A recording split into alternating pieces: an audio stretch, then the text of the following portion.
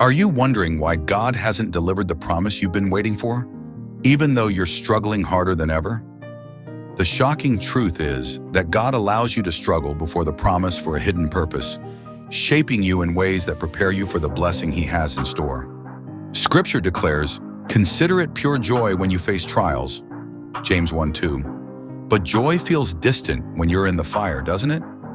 Here's the secret. There are 5 divine reasons God lets you struggle before fulfilling His promise. First, He's building your faith through the wait. Struggles force you to rely on His strength, not your own, teaching you to trust Him completely. Abraham waited decades for Isaac, his faith growing through every delay, Genesis 21 verse 2. Yet you might be doubting His timing. Are you leaning on Him or trying to control the outcome? Second, God is refining your character.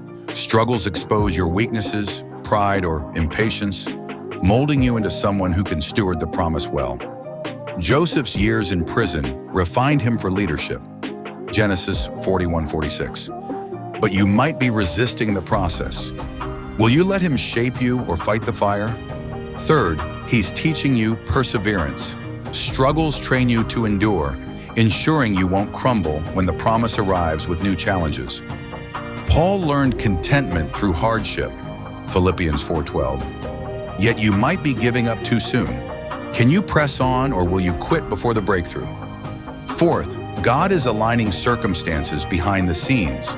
Your struggles are part of His perfect timing, orchestrating events you can't see to bring the promise at the right moment. Esther faced trials before her divine moment, Esther 4:14. But you might be missing His hand. Are you trusting His plan or growing impatient?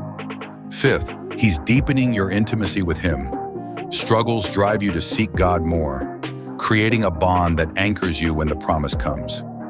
David's Psalms were born in struggle, drawing him closer to God, Psalm 23:4. Yet you might be pulling away. Will you draw near or let the struggle distance you? These struggles aren't random.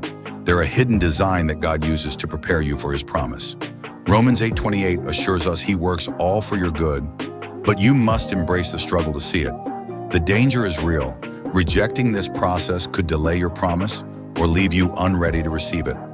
Look at the Israelites who prolonged their journey through disobedience, Numbers 14:34.